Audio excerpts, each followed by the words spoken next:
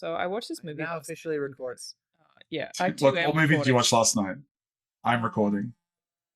Oh, no. Society of the Snow.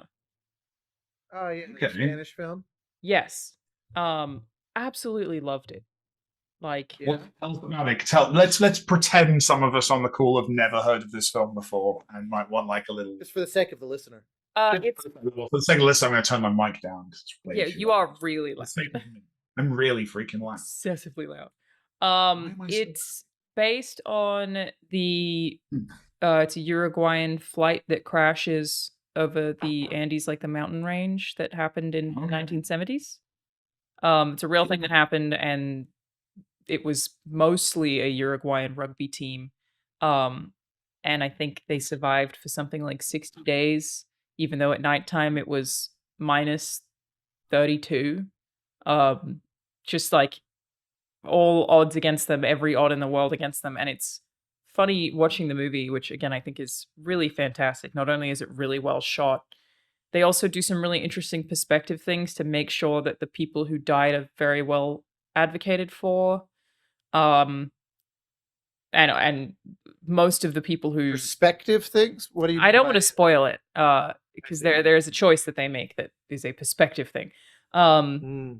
and most of the people who lived are like big cameos in the movie as well. So they're all, because especially after May December came out, and I think the person who was May December is a movie about grooming, and I think the person who was the victim in real life of the May December scenario was like, yeah, Hollywood really fucked this up. It was nice to see so many people regarding Society of the Snow be like, this gave me closure, and I really appreciated that it came together.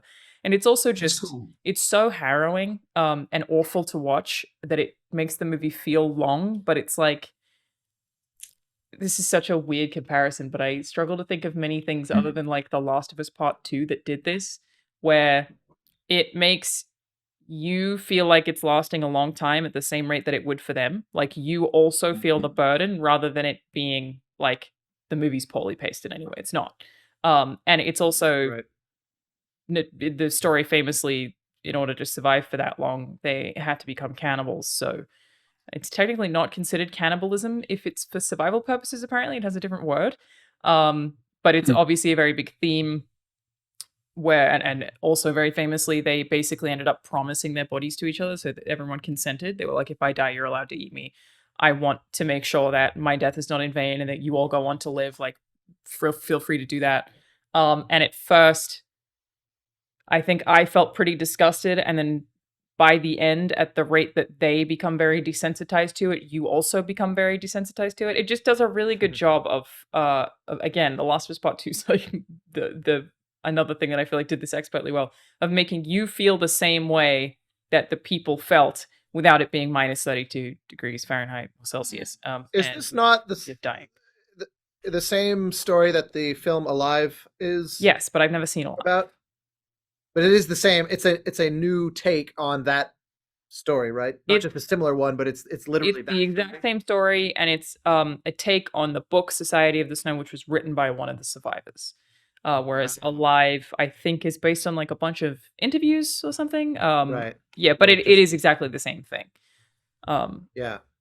And yeah, it's a pretty famous story, pretty well known. Supposedly like exceptionally famous in Uruguay for obvious reasons. And it's like the stuff these guys did, man. Like, you think about.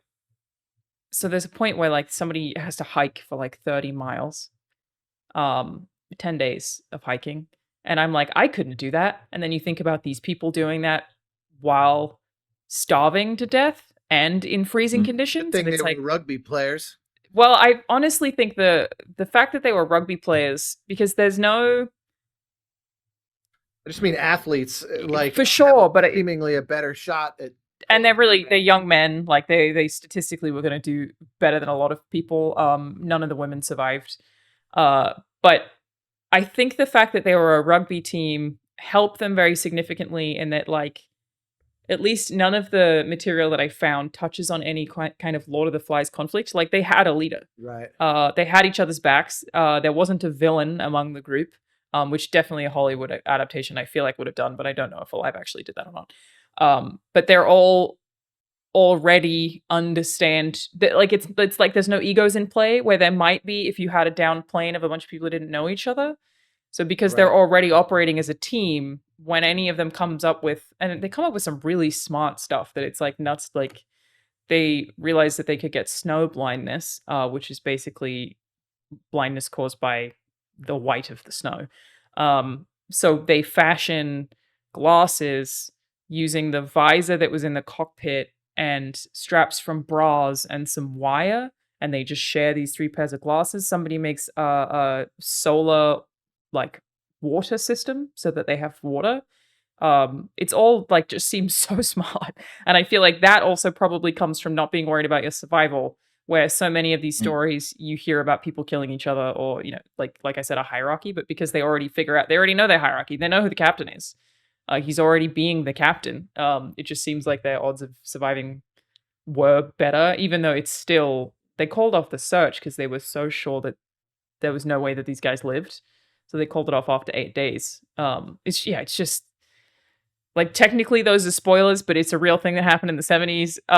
And I just felt like the movie did such a good job of taking me along the journey with these people, and I was constantly shocked and like disturbed, and it's so well shot. But yeah, it just kept me like toe and toe I with it think without is it having to also I feel like it's also a first time director. Oh, I don't know. J.A. Boyena is his name, and I know they actually shot significant parts of it actually in the mountains where it happened. And they shot it over a long period of time and shot sequentially to make sure that the guys were losing weight at the correct rate, like they were actually losing the weight. One of them I was reading yesterday, because I love like watching a movie like this. Definitely not a first time director. I'd be very surprised because he's so good. Not that they can't be, but Well, as in terms of features, sometimes people pivot in from other things, but Yeah. I'm thinking of someone else clearly, because not only has he directed multiple films, but his previous film was the last Jurassic World film. That's So, like, funny. Little he's, indie picture. he's doing yeah, all right. basically, yeah, Some of he them. made his money, and Oh, he did a couple presumably episodes of parlayed that Rings of Power as into- well, apparently. Yeah, so he could. I'm assuming that when your movie makes over $1 billion, you have enough fuck you money in the bank to direct whatever the fuck you want. After that, The Christopher Nolan something much effect. more passion project. Yeah. It was just really good. So it's on Netflix. I think out in cinemas as well.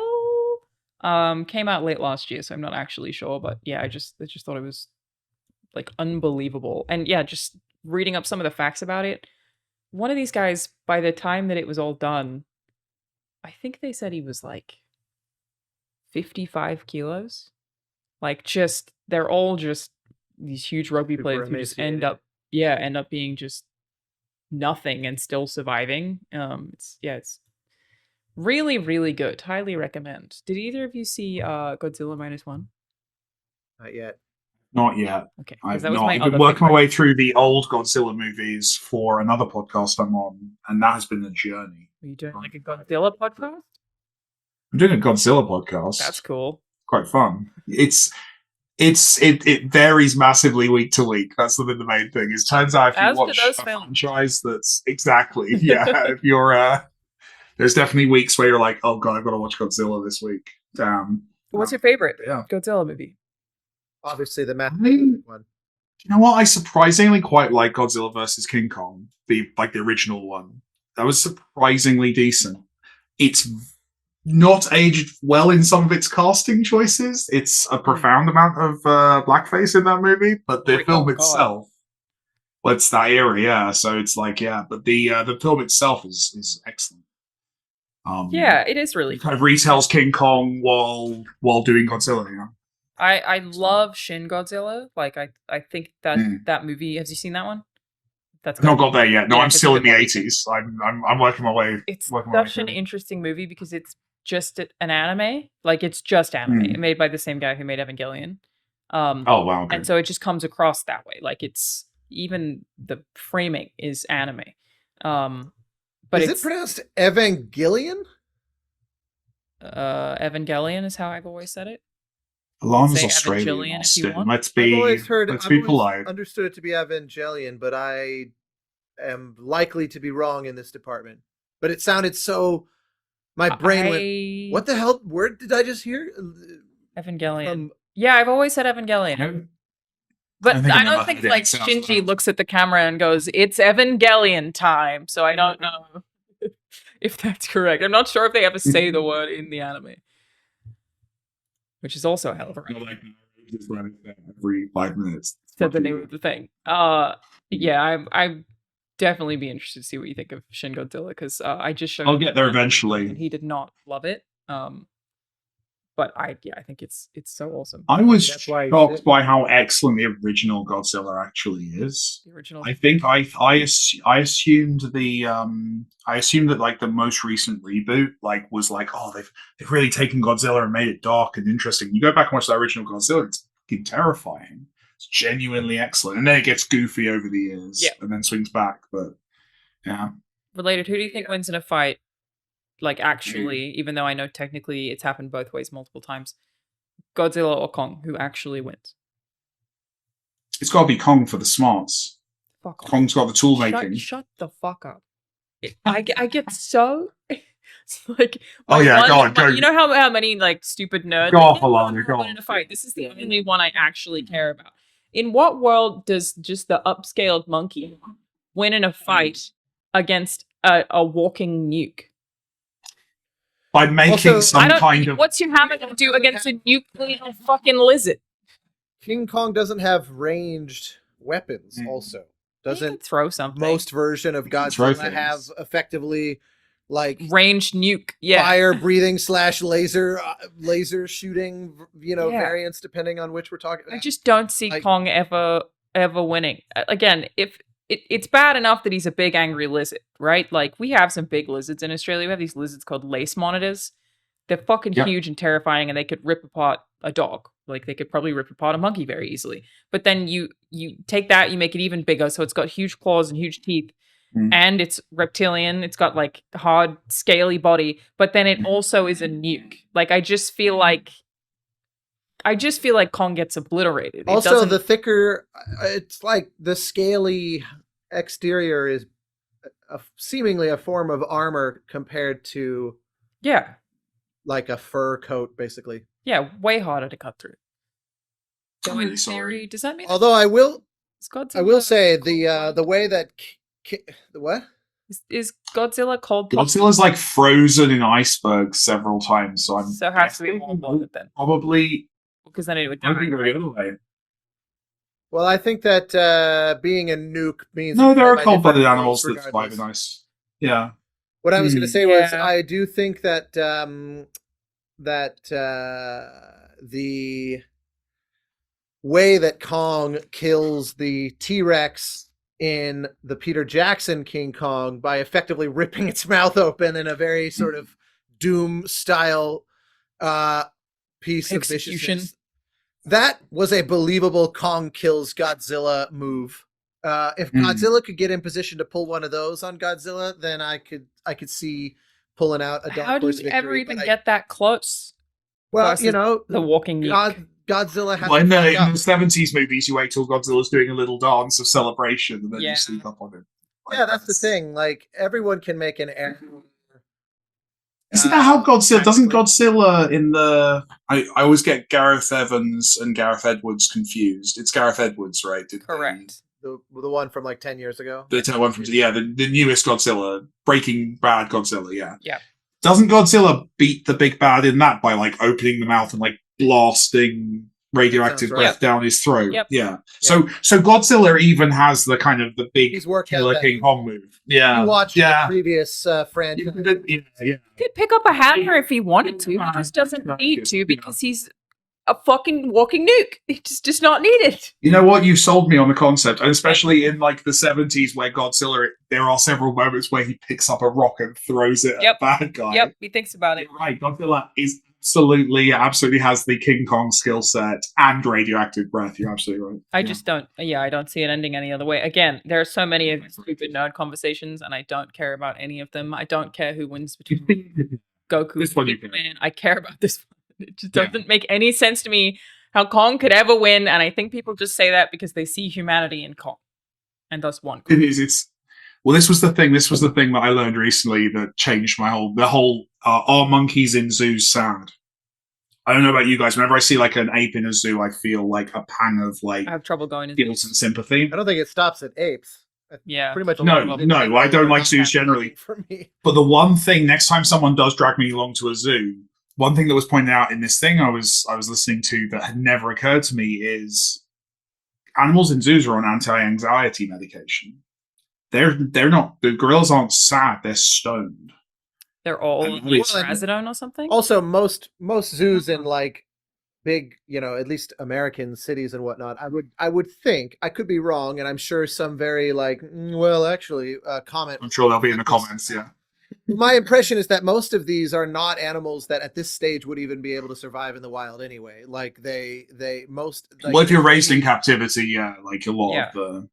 and many are, or they're rescues from situations where they effectively would have died, or they were taken from like private collector. Like someone was telling me that there's like more Bengal Tigers. There's more Bengal tigers in America than in like Texas. Yeah. It's not even America broadly. It was like in Texas Because they're privately owned. Yeah, How much make a documentary about the people doing that? That would be That's amazing. not a bad idea. That would get us all through like Look the into first that. couple of weeks of a major pandemic, wouldn't it? Yeah. I never watched that one. For the Tiger record. King. Yeah. It's very. We should it's do very Tiger reality King concept TV. at the time.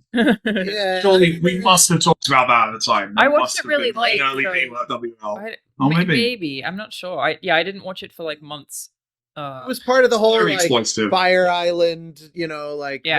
or Fire Festival, whatever. Like the sensational. Just there was like a Animal succession Crossing was of- up there.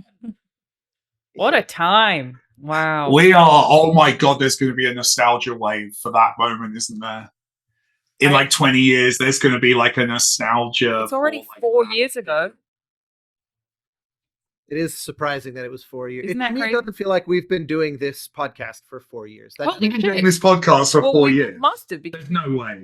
we started we before went the pandemic. full time during COVID. We kind of like documented the move into COVID via the first few episodes of this podcast. And I'm It, still like, so glad that it happened. we were not.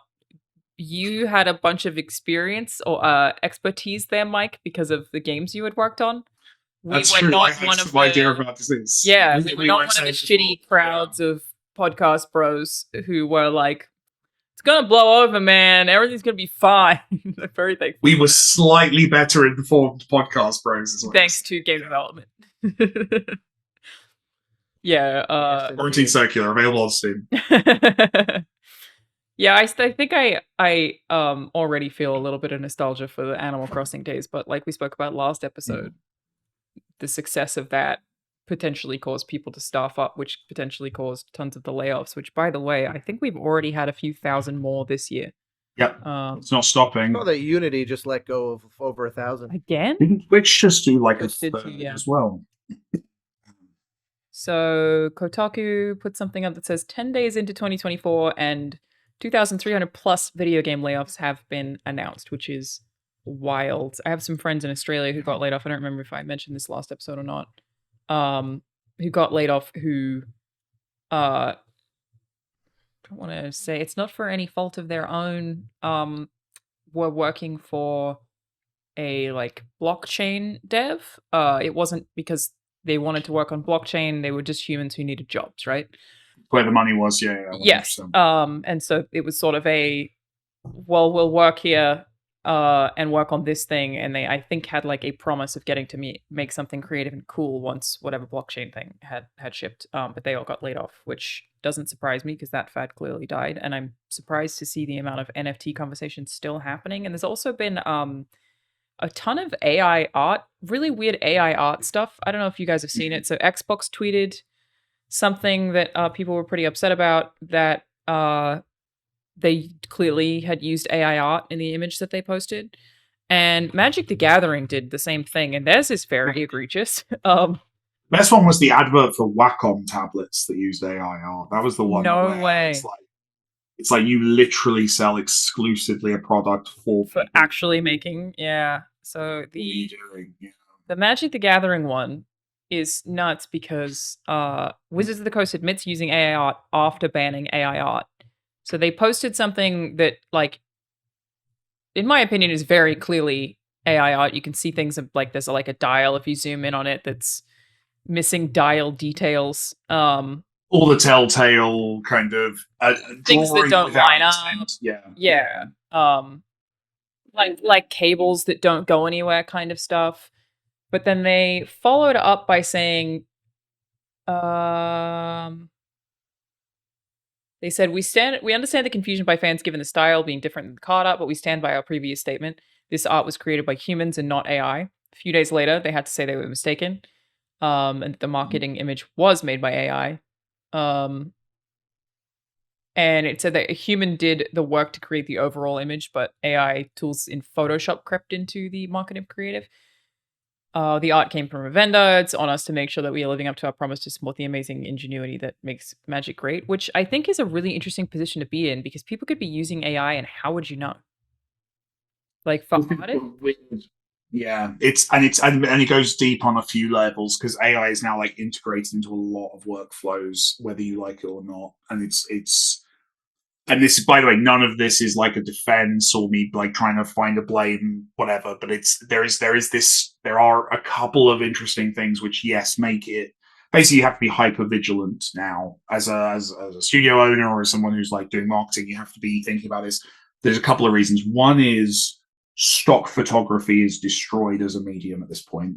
So a lot of the time, if you're making stuff, obviously you're in a rush, you'll use a stock photography. You're not going to go out and find, a cool looking office which you can photograph your magic cards in. You're going to go onto a stock art website, pay money, and historically you pay money, and then the photographer would get a cut and platform, and it was all above board and very reasonable. AI stuff on stock websites. They are stuffing those platforms with it. Now, some of the stock photography sites, because I've not used it many times in the past, but it's great for placeholder, and we've used it a couple of times for like very small details, and again, all above board and very legit.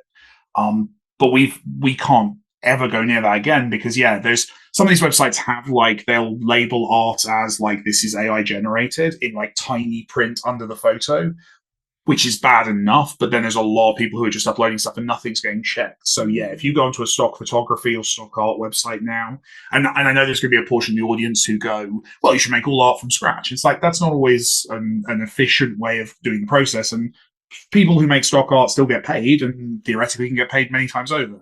That side of it's bad. The other side of what seems to have been the case here from what they're saying is Photoshop generative fill, which is basically now it was in beta for a while. It's in the 2024 Photoshop. I know this because I reinstalled Photoshop the other day, and it's right there, front and center as a tool. Yeah, I tried it. They really push it. Actually, they really encourage it. They really push you. They put like a tutorial when you load up Photoshop for the first time after the install.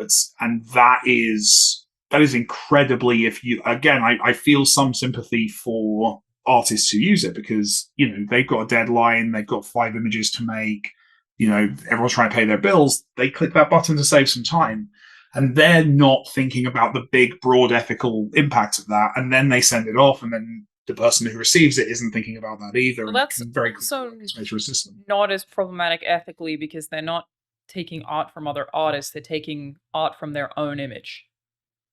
That's not true, unfortunately. That would be lovely. Well, in the case of the Wizards thing, you think it's still just taking it from other artists?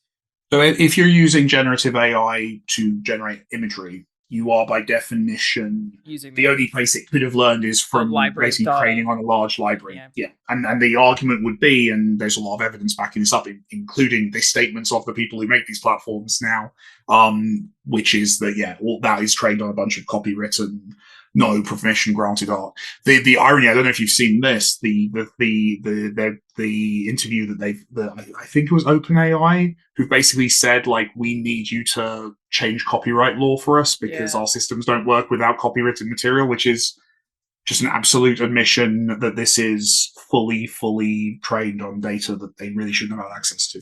I haven't heard a satisfactory response to the rebuttal to a lot of that. I will provide one here on the show for you and the audience. That's not true. I understand if you go to a prompt, a Mid-Journey type prompt, and you just say, make me an image of the Play Watch Listen hosts sitting around drinking coffee, or whatever, and it will invariably rely on scraping images from the internet, both as its foundation and as the fodder of the technique that it is using to apply to that. That strikes me as a different situation than a plugin where you say, in this subset of the image, generate. I need grass in the background, and I understand that technologically, it's if it's not literally the same, that it is at least very similar. But I look at that and I go, what is truly different about other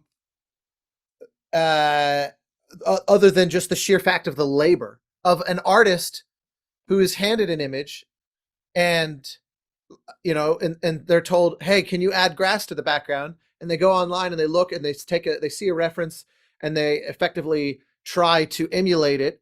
In 99% of cases, there's nothing that would wind them up in a copyright situation over the latter. And it seems like I find it interesting from just a purely philosophical standpoint, that so much of what art and artists do is by studying. I mean, if you've ever been to like the Louvre, there's always art students there in front of some noteworthy masterpiece trying to exactly recreate it as an exercise. That's all I have ever done. Technique. That's the way that I art has always been to copy something and redraw it because I find it super meditative. But I guess I'm not. I get that you're not reselling that. Right. Of course, I get that. I get that. And developing one's technique through this is fundamentally different than passing it off and all that. But that's where I just go, I haven't found a satisfactory like red line philosophically or intellectually that defines where you've tipped from one into the other. Is it just one of those classic, like the Supreme Court pornography thing where you just go, I know it when I see it? Well, you can't outlaw all referencing because that is a huge, massively important thing for artists. Like, would be completely impractical anyway. Even yeah, and I mean, again, I've always copied things and redrawn them because it's fun. So you find a screenshot from a video game and redraw it. That's the only kind of art I've ever really made. And people do it with comic books all the time, where they'll like take a comic book frame and literally like draw over it in a Pro Tools or whatever, which is copying, but it's still a means for you to again, you can get a lot of enjoyment out of doing that. It's almost like a different version of a coloring book. I think it's really good with learning shapes from someone who's better than you. Yeah. But if you selling it is different.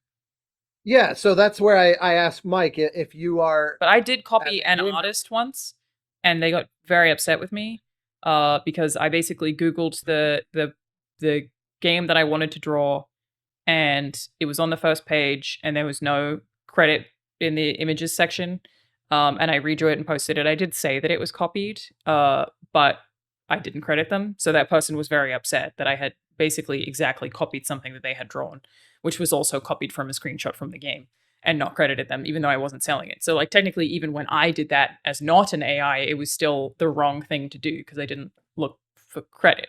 Whereas AI by default kind of can't credit anybody. Like if you're using generative AI, credit sort of can't exist because it's pulling from such a wide library and they're trying to meld it as though it doesn't exist. I think to answer the question, so I'll throw some spaghetti at the wall for you, Austin, and we'll see if any of it sticks. Yeah. So I think the first thing is to say the labor aspect I think is important. So the idea that, and this is the saboteurs, right? Like this, this is the idea of, or the Luddites, like the idea that technology that replaces work for people in a society where people need to work, there is an argument against it based purely on that. Automation in itself is not necessarily a good thing and can put people out of work. and we all adapt. And None of us shed tears for the horse and buggy industry, though. So, like, on some level, I bet there were a lot of people working in that industry who would disagree with you. Obviously, they don't exist anymore. yeah, well, Like, of you know, course, but I mean the broad populace. This comes up large. No, that's fair. That's fair. Like- and over time, people care less, and I get You that. know, So I'll make the labor argument. I'll do my communist Mike thing, and then I'll move on because that's not the argument that's going to win you over. But it's one that I think there is a relevance to it. Well, it's more just the idea that creative destruction is what the sort of economists would refer to that as, is that the development of new industries and new technologies invariably does bring destructive side effects, and no one should have a lack of empathy for someone that loses their job in the process of that. The gamble that's being made, and this is where AI and a lot of digital era automation tests what has historically been true. This is the Andrew Yang pitch, is that the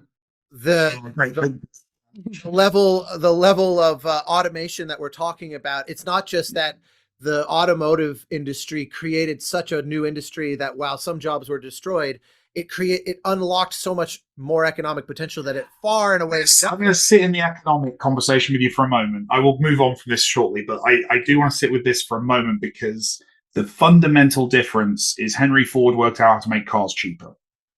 Fundamentally, that was valuable. The AI model as it currently exists is profoundly expensive. I think the current number is about 35 cents a question asked of ChatGPT. So every time you type in a question to ChatGPT, people who are running that service have to spend about 35 cents in terms of electricity. AI hasn't gotten, it's a crucial thing that we need to remember culturally, is this AI we're dealing with now is not actually fundamentally much better than the Mad Libs in a computer that existed 30 years ago. The difference is computational power and the cost coming down. But the AI cost is still about 35 cents a question currently is the guess, and I'm sure there's differences in whatever. That means that currently all of the AI that the consumers are using is being massively, so basically given to them for free, something that's costing someone a lot of money. Which means that we are actually dealing with one of these kind of situations, much like, say, Uber, for example, where you make an enormous upfront payment as a company to effectively disrupt or destroy an existing industry. Once that industry is destroyed, then you can come in and you can actually charge what it's worth. Uber's business model was wipe out the taxis, and then you can sell an inferior service, for a higher amount. The same seems to be happening here. If you are someone, Twitch did that with Mixer. They offered people better deals and then got rid of all of those when they had. It's a really standard operating, again, capitalism, kind of situation. And if you're someone, and the crucial part here as well is it combines with another currently popular economic model, which is charging rent. So eventually ChatGPT will cost money. You'll have to pay 5 cents to answer a question because the cost will come down, blah, blah, blah. Or presumably there will be some free version with ads or something, like some. Maybe, but it's going to be, for a while, it's going to be so expensive that someone's losing money if they're doing that. Ultimately, eventually it will be paid as a rent-based process. And before you know it, you're going to be paying for a subscription to a service that used to be a translator or a assistant or whatever the job is that's being replaced. That job ceases to be a job that is in the hands of a worker and becomes a service being provided to you by a centralized company. We've seen the same thing happen with, the replacing of cable by TV streamers, by Uber replacing taxis. Uber ultimately doesn't provide a much better service than a cab. Yes, there's the element of the app, which is convenient, but taxis could have invented that and used that as well. Ultimately, the reason these companies exist and do well is that they become the only game in town. They effectively operate a monopoly. Food delivery services, where the restaurants that are on those services are not there because they're getting a better deal or it's worth their time or the economics just make sense. It's because if you're not on those apps, if you're not on DoorDash, you're not selling your pizzas, right? And that's ultimately the goal of a lot of this stuff. So if we're talking purely on the economics of it, that's incredibly troubling that we're essentially going to do that. Anyway, put that all to one side. Let's talk technology for a moment, and then I promise to move on because I am very interested in this whole area, I feel especially like as we have someone to who's have written this a lot of fiction. conversation again every like 6 months, which is because it's moving so fast. It's true, and before that was NFTs. But the answer to your question on like a technical level, you're absolutely right. The generating a bit of grass in the background in an image is exactly the same as asking for a whole image ultimately. Where it comes down to on a copyright level is you are asking what is the smallest part of a creative job that has inherent value and someone should be paid for, right? How much, Yeah, what's much sort of like the minimum threshold to then become below IP? which it doesn't have value, right? Like if you're writing a beautiful composition, you would not argue that a specific note on your piano you should be paid for if everyone plays the note C, right? But how many? In fact, these things are defined copyright law. Well, didn't Ed Sheeran just get into a massive kind of legal case around this, right? There've been a few noteworthy cases lately, but fundamentally, there's a certain minimum threshold of notes. I think it's 5 notes, or it's 4 or 5 or 6 that if you write a melody that has 3 notes in a row that are the same as another, you are not suable. Once you have to hit some minimum threshold where it's like 5 or 6 notes in a row. Now you can't make the argument of coincidentally, like coincidentiality, or what the word would be of it. And then similarly, things like you can't copyright the use of a specific instrument. You can't copyright chord progressions. It really is only can't copyright rhythm, at least in most cases. It is truly only down to melodic notes, because they've realized so many of these things are common language, basically. The debate that's going to happen here, right? We're going to ultimately have to define that for most industries. I guess the other side of this is, and this is where this is complex morality. Like this is unexplored ground, and there's going to be lots of debate and discussion, and certainly law around this, and that's going to be fascinating seeing that play out. But I mean, ultimately, how many times does a stolen painting have to be resold before it's no longer immoral to buy it?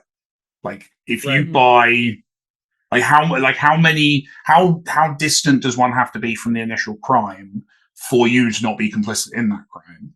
And we all live in a society, and there are, if you own a mobile phone, you probably wronged someone in the world, right?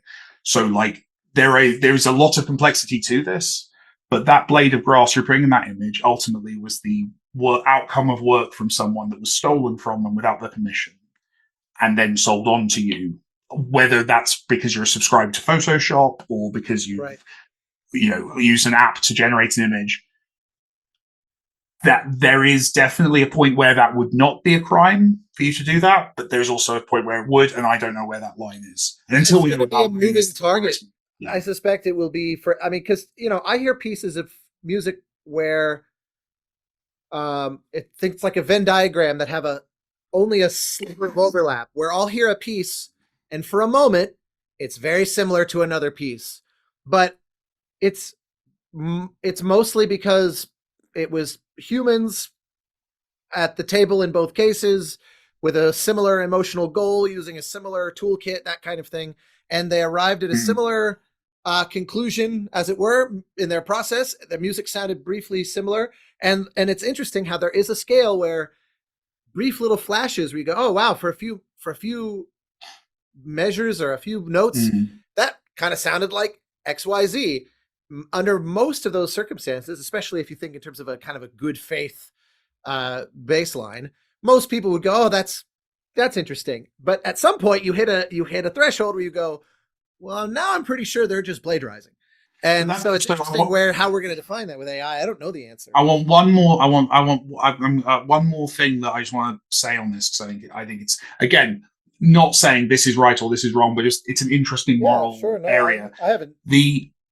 The final part of this is, and I think we all do this all the time with technology, and definitely AI as an emerging technology. And crucially, we're calling it AI. It's not AI. It's Mad Libs. It's just Mad Libs. It's true. We humanize things. We anthropomorphize things. We say this is where did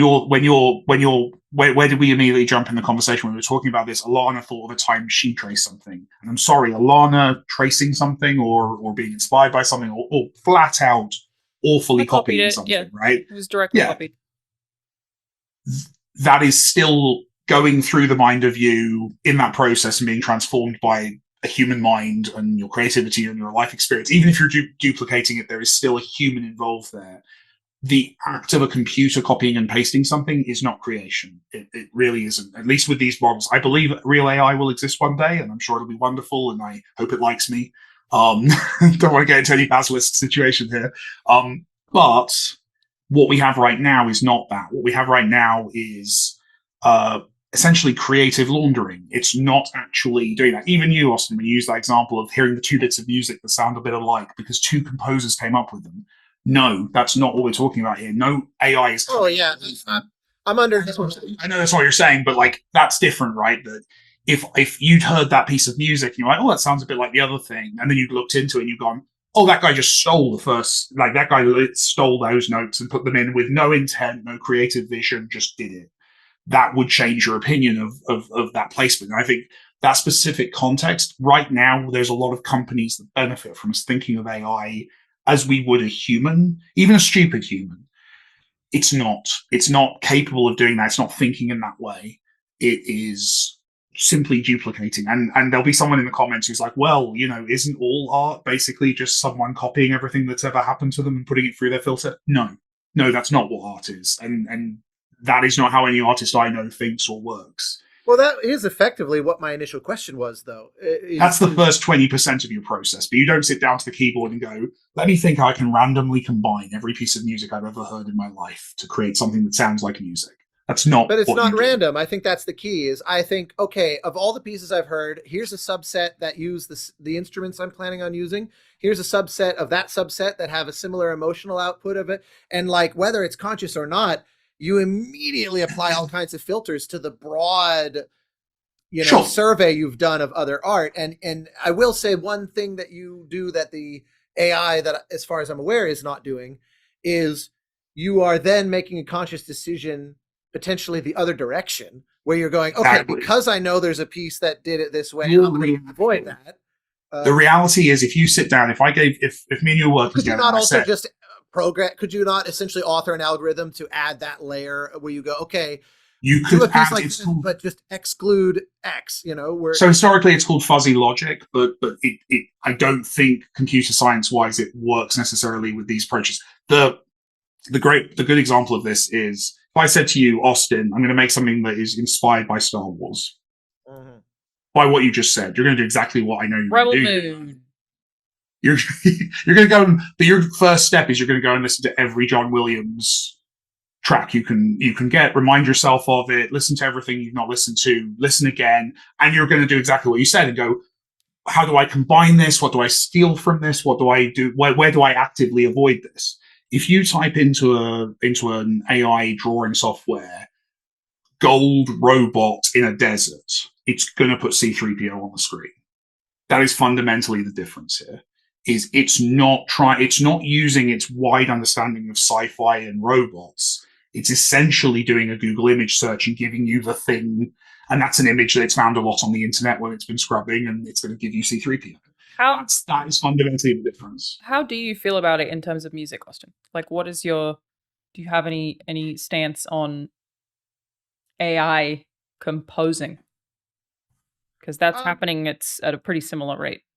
Yeah, as you may gather from my line of questioning, I'm mostly a big giant sponge of trying to wrap my head around it, because I don't feel like arguably anyone really knows enough about the trajectory of this to make kind of like solid declarations about it. I am fascinated by the ethics of it. That's why I brought up Andrew Yang, for example, where his argument would be that the pace of this level of automation is gonna outstrip anything that we've ever dealt with. This isn't like the Industrial Revolution or Henry Ford. This is so exponentially faster than that the creative destruction involved is going to stratify society. That's his general argument. I don't know. I think it remains to be seen if he's right, but it is an interesting take.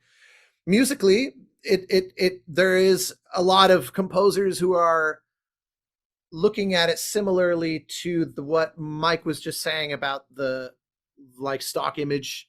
For example, there's a stock music whole industry of composers who write pieces where it's like, there's a bunch of music libraries that are kind of the aggregators of these stock pieces, and they're the musical equivalent of Shutterstock and whatnot. And their whole thing is you go in, you type, I'm looking for, I want something in the 90 BPM range. It should feel a little R&B-ish, but if you have something that has orchestral flair, and you can like type all these keywords, and they've got all these pieces tagged, and then the really good ones also will, which is most of them, like just as a competitive necessity, will also provide you all the stems. So you're like, oh, well, I don't want that one instrument though. Let's mute that or whatever. And so you can just license a piece. And so there's composers where they are, rather than relying on bespoke work, which is principally what I do. Someone hires you for a specific task. Here's a game. Let's come up with something for it. They're basically just writing as much music as they possibly can. And I'll see them on forums and stuff say, oh, this year, I broke a personal record. I have 500 tracks in 2023 or whatever submitted to libraries, and 15 of them got placed within a month or whatever. And they're like sharing their kind of library equivalent of a Spotify Wrapped sort of statistical rundown of their year. And it's very clear. I've never worked in that space, so this is mostly just for me talking to folks who have, that it is a numbers game, and that the way you survive writing library music is by writing as much of it as humanly possible, because you have no idea if a piece is actually going to get licensed and put in something or not. And so they're all shitting bricks because no human being could, like an AI prompt can write it more in 10 minutes than in a human lifetime, given maximum productivity. So right now, the more skeptical among them are going, it'll never catch up. And I'm like, the problem is, first off, it already has. Because I definitely think it will. Well, and the whole premise of stock music, I think it's likely to just kill that as a viable way for composers to earn a living, in the same way that like stock photography, people that would just go around and shoot random city streets and landscapes and stuff, that's probably dead as well, because the whole point of that is somebody creating something that's generic enough that it's not going to stick out like a sore thumb in whatever you're using it for. Like most library music, they're going, I'm making a training video for Procter and Gamble, and I just need a bang of something video in the desert for your. If you're going on a stock music library for your music, you want something that is the. But that's the thing that's the big sci-fi ethical moral thing, which, by the way, was explored in Subsurface Circular. If anyone's interested, Shill. Thank you. They're all going to be AI generated games in 6 months. I'll sell them what I can. But that's the big, to me, the sci-fi writer in me gets fascinated by, because that has been, it's what you say, it's the numbers game. Capitalism has ultimately, fundamentally been limited and has served humanity to some degree because humans are limited. The second there is a competitor to humans for the majority of jobs, and the majority of jobs in the Western world are ultimately, jobs that are service jobs on a computer. So theoretically, those would be replaceable. The second that happens, capitalism ultimately ceases to serve the humans living in the capitalist system. And we have to, as a society, decide. No, it's true. It's true. Like that's. I mean, there's lots of sci-fi has explored that. That's ultimately where Star Trek comes from. If we decide as a society to let AI do our art for us, that's a terrible outcome from my perspective. Well, but you're saying that as somebody who values art. I think the capitalism only is limited by the whims of what people are valuing in any given. That's why certain products will do well in one market and not in another. But it's not just demand, is it? What's the other side of that equation? Well, supply ultimately is chasing. AI destabilizes supply. AI basically creates infinite supply, theoretically, if the cost of production can come down. And once you're in that situation, that's essentially that's the end of most people being able to work under capitalism. I mean, my thing with like, I can only speak to it about writing. Is do I think that AI will be writing scripts sooner rather than later? Probably. I'm vehemently against it because, like, what is the point in being a human if we can't at least my share point. human experiences and express art? Literally, what are Yeah. we doing? Since the church paid artists in the Renaissance to paint stuff on walls, Which we we have still relied love. on a structure, which we still love.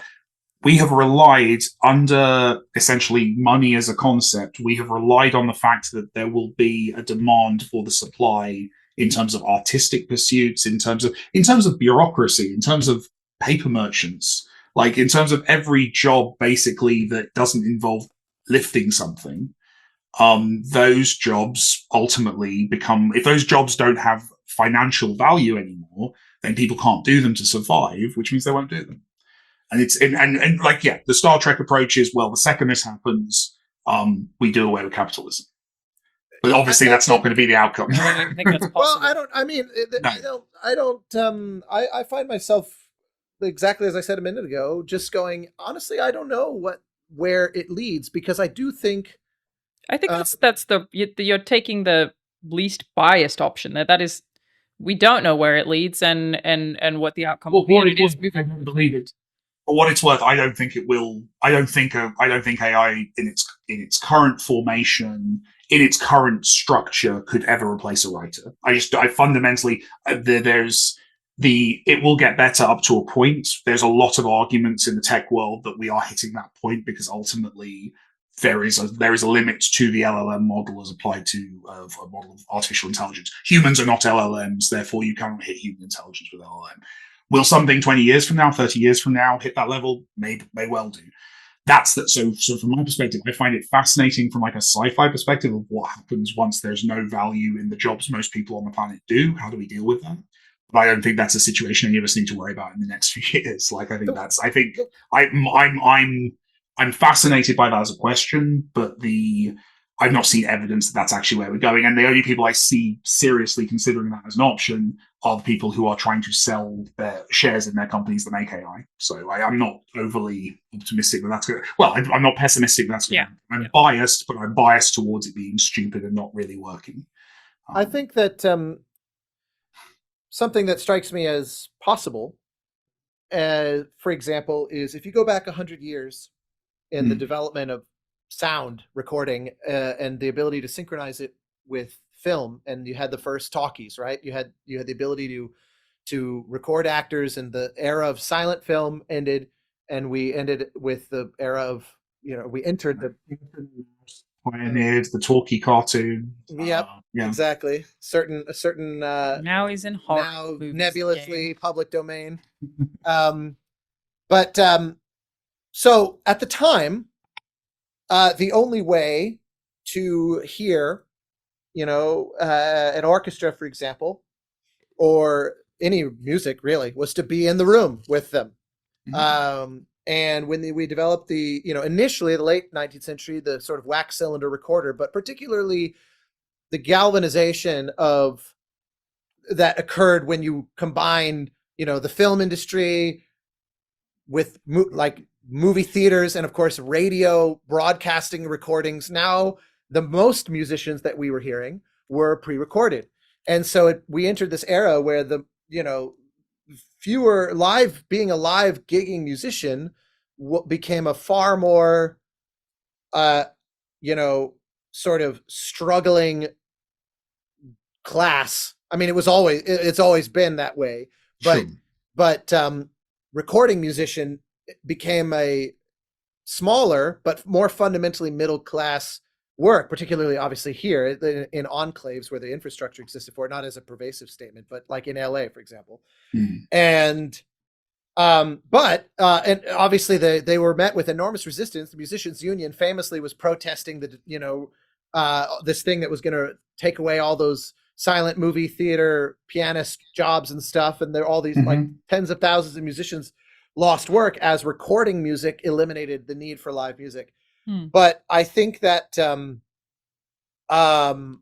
as we enter into a world with ubiquitous content, I can see the pendulum. It doesn't strike me as implausible, at least. I don't know if this is likely, but it strikes me as plausible that the pendulum could swing the other way, where people go on, they have Netflix, they have 1,000 other streaming services, they have all these gaming consoles and devices, they have their phone, which is a window into everything on the planet, and they go, I'd like to just go see this gig that's happening down the street, because all of that starts to become noise, and I have a newly appreciated value on the I'm going to sit in a room where someone is playing the guitar kind of thing. And it wouldn't strike me as unrealistic at all if the fact that there is just, especially if everybody kind of understands most of what you're hearing is AI generated, I could see that driving the value of the thing that conclusively isn't, which is something being made across the room from me. I could see that stimulating what was otherwise a fledgling near-death economic sector. So that's where I go, fundamentally, capitalism is just response to market forces. And if the market says, oh, well, this thing is so saturated that now actually live music is where it's at, you've already seen it in the form of bands going, Spotify is not where we make our money now. It's already become live shows. That's a flip of the conventional wisdom from 15 years earlier. It's true, but capitalism. Love that we're going to capitalism. If I had a, it's the I think that's a lovely read, and I think that's a cool concept. I worry that we have not had a situation before where capitalism can create things without people. That is a fundamental seismic shift. I don't mean with fewer people, I mean with no people. And that's fundamentally different. That's unprecedented. And that's I can't pretend to know. I definitely understand, and the kind of dystopian hypotheticals of these kinds of things where they say, again, I find them interesting. I don't think we're going there, because I think AI is kind of shit. So I don't think we're going there. But I think as a culture we may have to tackle that question at some point. To answer the question that set me off on this line of questions, Godzilla would beat Kong. I think I have, there are, if you talk to... I'll ask an AI. If you talk to John Williams, he finds... As I want to do, yes. I've got it on speed dial, mate. Often. See, now I know you're lying, because I suspect he's not even speed dialable. This is as off the grid of a guy as you can imagine. I occasionally stay at a friend's place that backs onto his property. So you just sort of pretend he's there from a distance. Yeah. It's a beautiful place. He is famously essentially a Luddite musically, where he writes everything by hand, pencil and paper, and has zero interest and never had any interest, even as 30 years ago the technology changed or new options were made available and very quickly were widely adopted.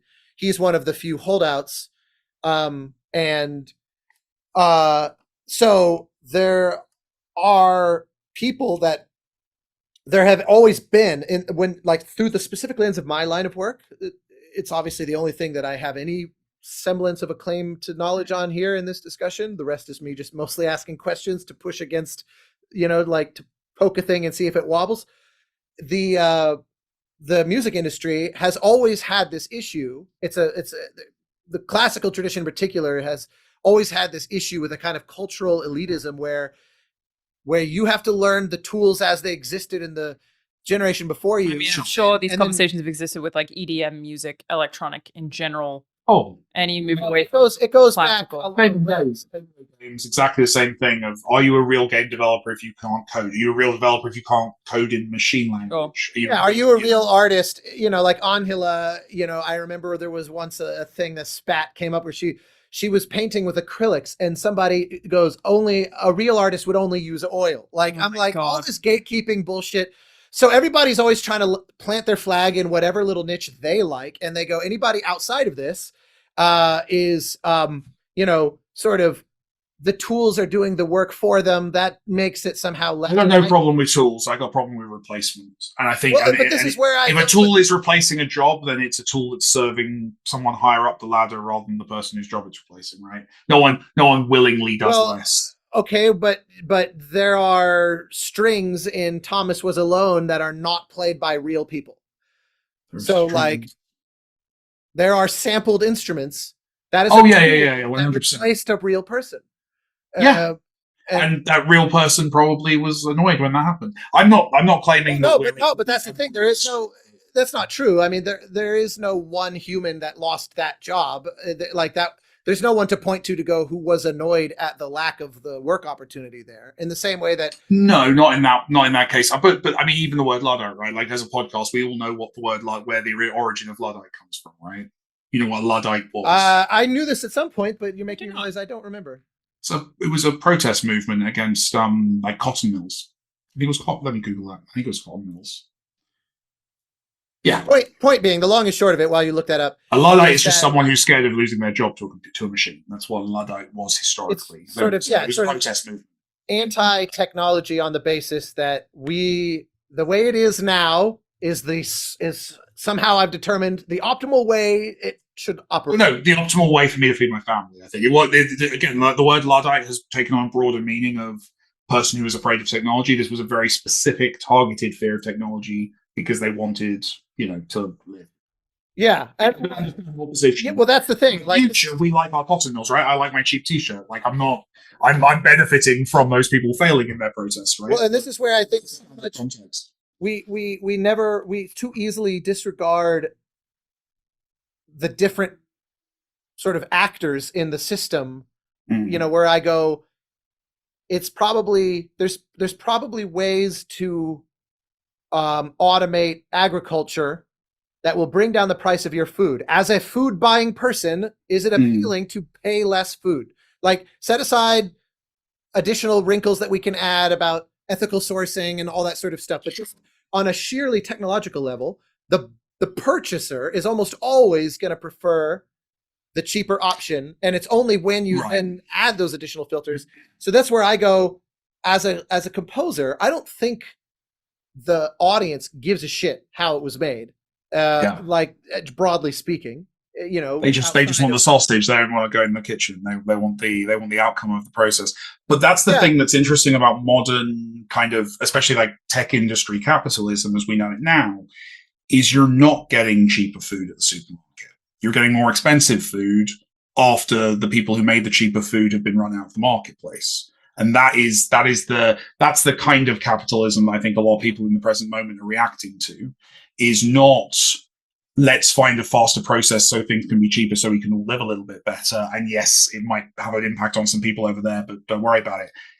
We are now in a point where there's a lot where the incentives and the structures around running a business entice you to actually not provide the best service to the marketplace, but to shrink the marketplace so that you're the only person providing the service. That is played out in a lot of industries over the last decade. I think that's where a lot of these concerns come from. Consolidation and monopolization under a proper market condition should be unstable. And that we agree, and that we absolutely agree. Yeah, like that no healthy market is it might have multiple like big players, like the way that you've got. That's the dream, right? They're meant to compete with each other and provide the best service and fight for the audience. That isn't how Uber operates. That isn't how a lot of companies operate. And that's, I think when people get worried about it.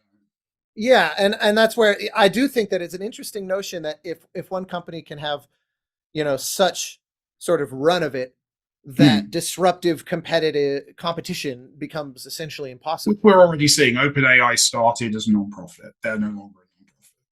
Yeah, that is an interesting conundrum. I don't know the answer to that, but I will just button it up and I'm gonna run by saying that I start singing the Soviet national anthem. Sure, it could very well be. To your question, Alanah, I've actually said this many times over the last 5 years that being a composer in the year 2100 if you ask a random sampling of 100 composers, what they do day to day may look a lot more like a software engineer or a person, what do they very charitably call themselves, like prompt artists or whatever.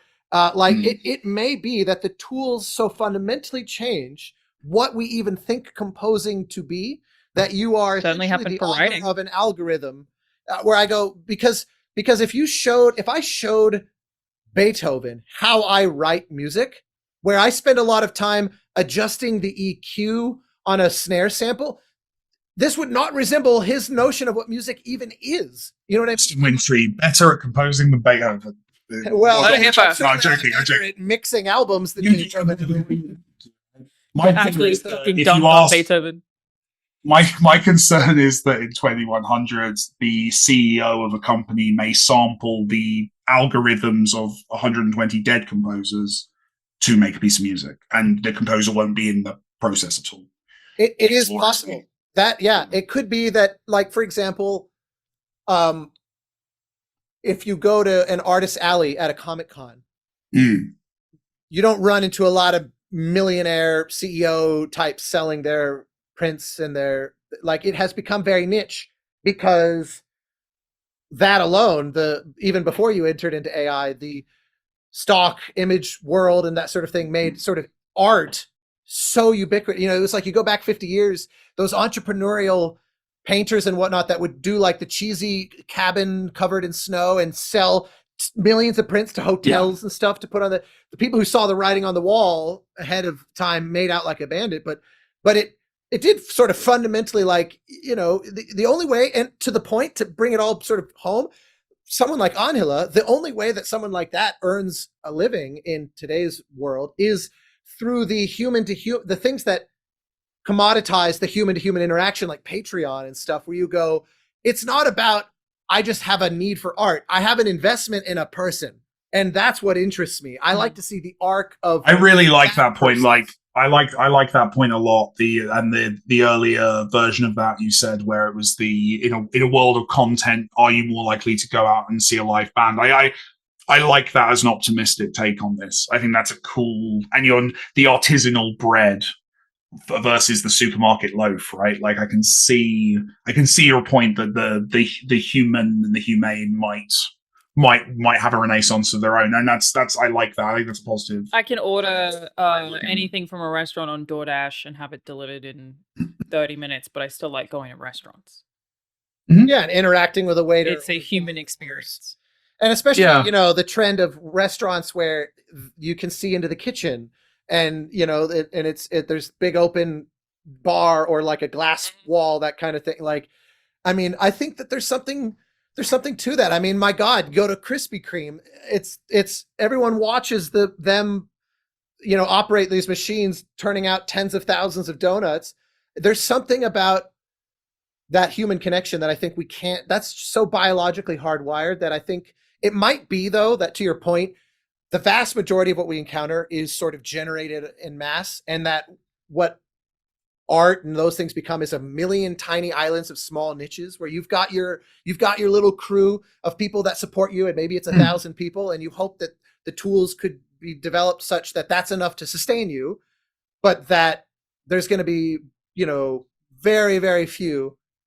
But even then, as soon as I say this, very few kind of like as someone who has also traditionally written more sci-fi than anything else in my spare time, I already feel like it has been very easy to wean humans off of human contact, where instead we are satisfied by digital contact that it isn't even necessarily human.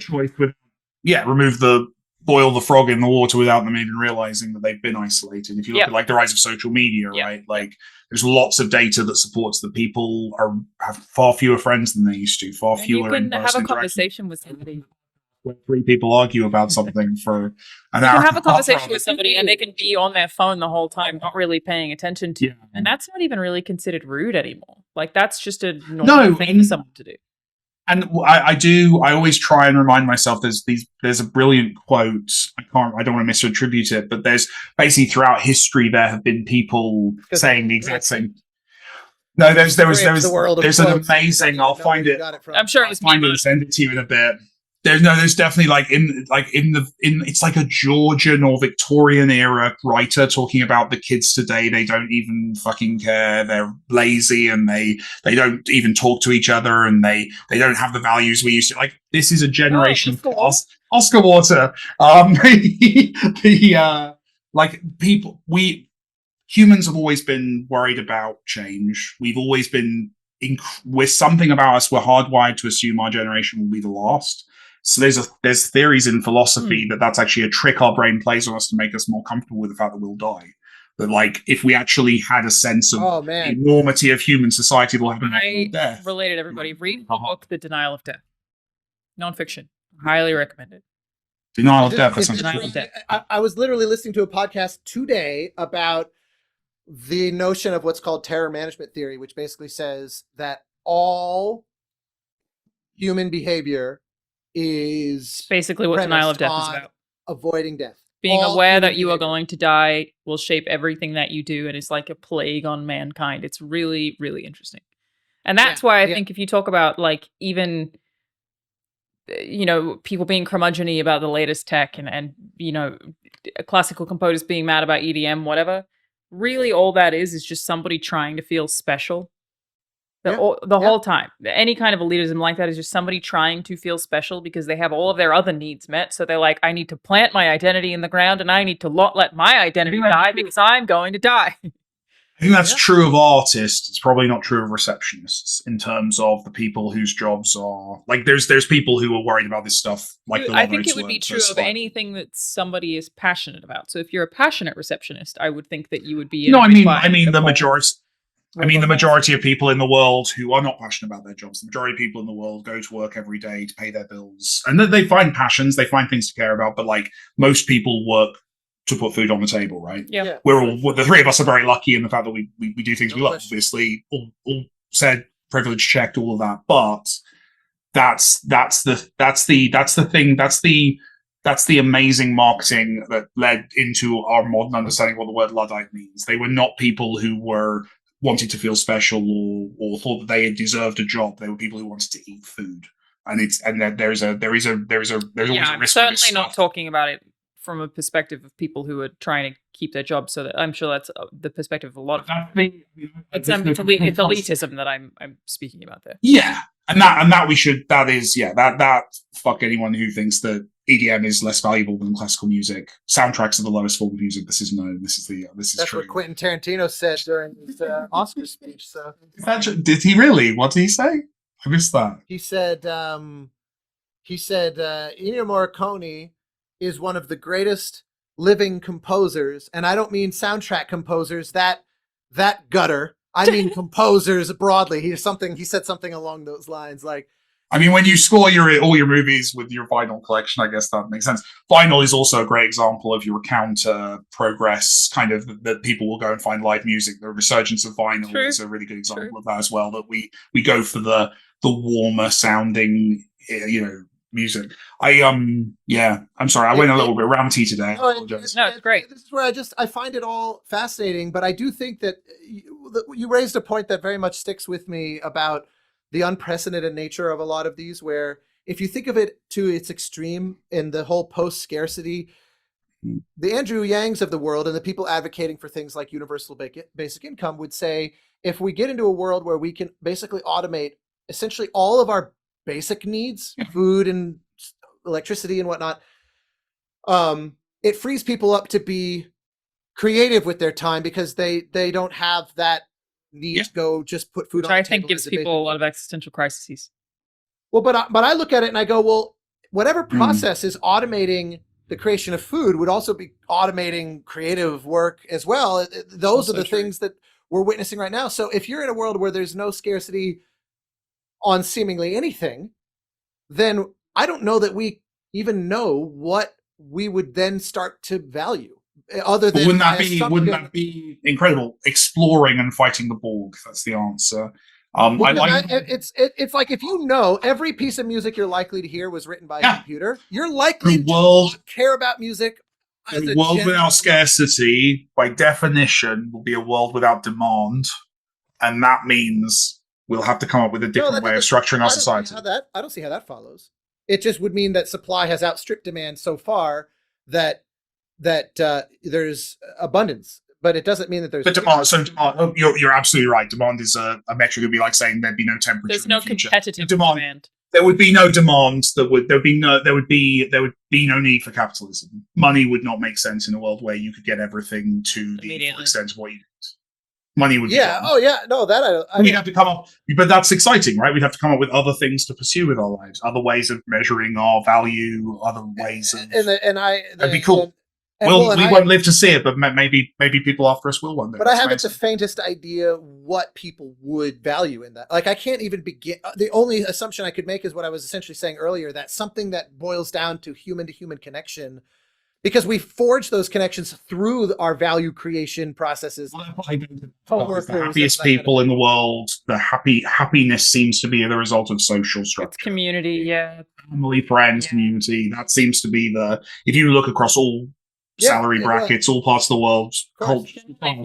Somebody, I think, I wish I could remember the name of the study because it was so powerful it almost brought me to tears. But a bunch of people on their deathbeds were interviewed about the meaning of life. I think it might have been like Boston University or something. I don't remember. I'm sorry. And majority of them said friendship and kindness. Almost every single person had the same answer, and it was just be nice to people. That's all that really actually matters at the end. Like, and there's a compelling argument that if we could remove all the distractions, all the other things that we fill our days with, what could we achieve in the field of kindness? What would that lead to? Amazing. I'm not so certain we have lost that, Alanah. I often look at the present moment as when like you see a giant snake swallow like a huge animal and there's this bulge moving down its body as it's digesting. I see that if you look at a kind of timeline of technology and cultural trends, I kind of feel like this rapid shock to the system in the late 90s as the internet basically and computers became common, and then in a barely more, in a not even 15-year period, we went from, you would get a CD in the mail that gave you an hour free of internet access on America Online to a cell phone that is more powerful than the whole of the world's computers combined were in like 1980. And so I think that we're reeling as a culture still from this massive change, and that things will eventually taper down and our relationship to this technology will kind of stabilize. You even see it when I was one of the early adopters of Facebook because it started as a university thing. And I was in college when it came out. So and it was started as East Coast schools. I was at NYU. So I'm pretty sure I was within the first 40 to 50,000 people to sign up. You were a Winklevoss twin, I remember. I was an investor. I am a billionaire. I sometimes wonder. Well, wait, hold on. Just to finish my sentence, all I was going to say was that my high school class, for a period of time, I was friends with every single person I went to high school with on Facebook because it was like this crazy new thing. When I go and I look up people I went to high school with, invariably, 8 out of 10, you go to their profile, last post was like 2019 or whatever. Yeah. Because it was the new shiny object. And then they went, actually, I don't care. I'd rather go hang out with my friends at the pub. So I see it as like, there's that moment where everyone's fixated and then they relax off of it. So I find that makes it hard to predict where things are going. Yeah, and I think the industry calls that the valley of disillusionment, by the way. That's what we're arguably heading towards with AI. Yeah. I think I personally am exposed to a disproportionately large amount of unkindness, and thus it like frames my view of human kindness a little bit. But I also often wonder if the way we view smoking now will be the way they view the way we currently use social media in the future. Like, is it going to be regulated? Because it's clearly so terrible for so many people. We've never had a very high opinion of people 50 years before. Like, that's across every metric, right? Chances are our grandkids will be embarrassed. It's just that it requires regulation is the thing for that perspective. Like it did have with smoking, right? Like it requires somebody to regulate and but there was a cultural shift. Like smoking, you're right that they outlawed marketing, and at least in the US, I assume elsewhere, they outlawed the marketing of cigarettes to kids. but and like you couldn't buy initially I think it was you couldn't buy ads on TV packed more heavily. hours. They did a bunch of stuff to make smoking less.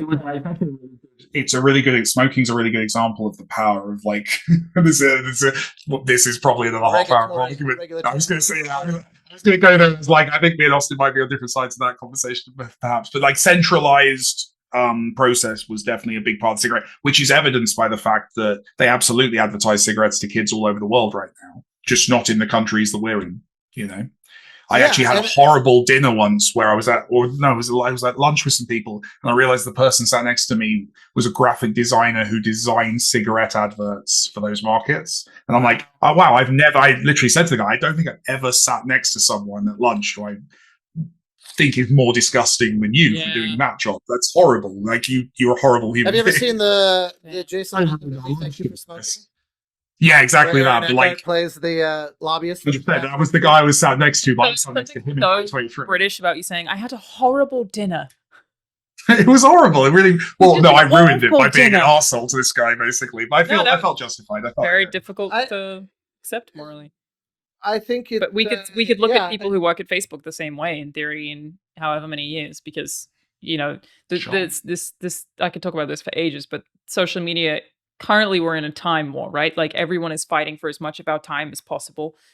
They are incentivized to make these apps as addictive as possible because they're competing with each other for user time.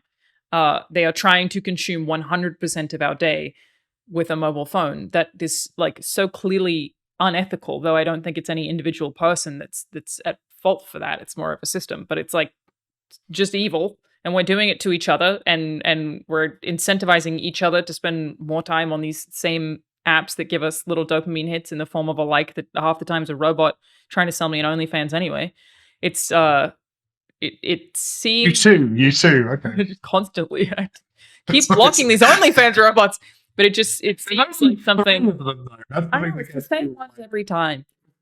Very weird. Hugo Weaving was right about humanity in the Matrix, where we expand and we will always go to excess. It is in our nature to get as much of anything as we can at an individual and they're vying for it now, and I don't think that mankind in general has moved with this at the same rate as social media. It's moved much further than we have, and we haven't had the time to catch up to the repercussions of how fast it's moving. So it's like just that plays into what Austin was saying, was we may be about to come out of that curve. We may all be about to be his friends leaving Facebook in 2019. Like that we might be hitting. I guess I barely use Twitter anymore. That's happened. Something I use something to check with you guys when we're recording. That's the main reason I jump on Twitter nowadays. I'm not trying to prognosticate, because I genuinely feel like I don't know where it's going. There's so many variables that even if I had a handle on them all, which I don't even have that, you couldn't possibly, I think, make a sort of realistic prediction. But it is fascinating. I don't think anyone currently can, but somebody will eventually have to. But, I mean, I think everybody's just going to ride the wave the best they can, and I don't know that someone ever has to work out what's going to happen next. That we all just ride the wave. That's the mortal coil, isn't it? That's true. Denial of death, baby. I just say this is the most philosophical we've got in the post-Troy shows. I just want to say that out loud. This is true. Normally we have him to blame for this. I try for this. That's so funny. Well, I'm pretty sure we mentioned video games here and there. Have we mentioned video games? Yeah, we spoke about game development. We touched on the layoffs. I was Googling. Mike got at least 2 shills out. Did I mention Thomas was alone? Yeah. No, Thomas was alone. We did mention. Yeah. I've done 3 shills. I've done 3 shills. John McHex. 4. Yeah, I had a tab open here trying to find out an answer that you raised about the layoffs that I was trying to find an answer. We spoke about layoffs? Fact checking Alanah. We were. In fact, I was curious there because layoffs have become he was merely a point of discussion. We hear about them constantly. Yeah. But my hypothesis that I was exploring was it that they were always like, has it actually been an uptick in them, or is it just that we're paying attention to it now? I can definitely tell you as someone who's like, on the pitching and business side of we're in a bad moment right now. A fair thing to explore, but yeah, last year was like the percentage that it had increased was by the money's drying up basically across the industry. It's scary. No, I mean the effect of the pandemic and all the hiring bonanzas that it occurred. Also with the perception of lower costs as a lot of people went remote only and lost inflation, politics. There's a whole heap of It's intuitive that it's not just a headlines and attention thing, but that's where I was trying to work out actual numbers. Like, is it a 15% increase? Or that's interesting. I wonder if anyone's done that. There must some trying to put that article together, right? Yeah. Yeah, I was hitting a brick wall pretty quickly in terms of like. I hit up some games business journalists and asked them to write that article because I really read the hell out of it. Yeah. I would be curious to know. It's kind of like Jason Rohr's TED talk about the so-called indie-pocalypse, where he said, we're looking at the data wrong. There's the same approximate number of hits every year. There's just more games released. So it creates the impression. Well, as the person who I think inspired the term indie-pocalypse in the first place, I feel especially correct in saying that it's utter bollocks every time. I think that have I said that on the show before that literally indie-pocalypse I think was coined to describe volume selling less well than Thomas Was Alone. I mentioned that. I do recall vaguely. I think that's true. It was very bad data it was based on, but yeah, I think that was the first appearance of it. So I've always been very skeptical. We've had like 7 indie-pocalypses at this point. It is an interesting. Anyway, I got to run. Me too. But Happy New Year. Thanks for watching, everybody. Happy New Year. I'm Alanah. Sorry, comment section. I apologize for being political. Bye.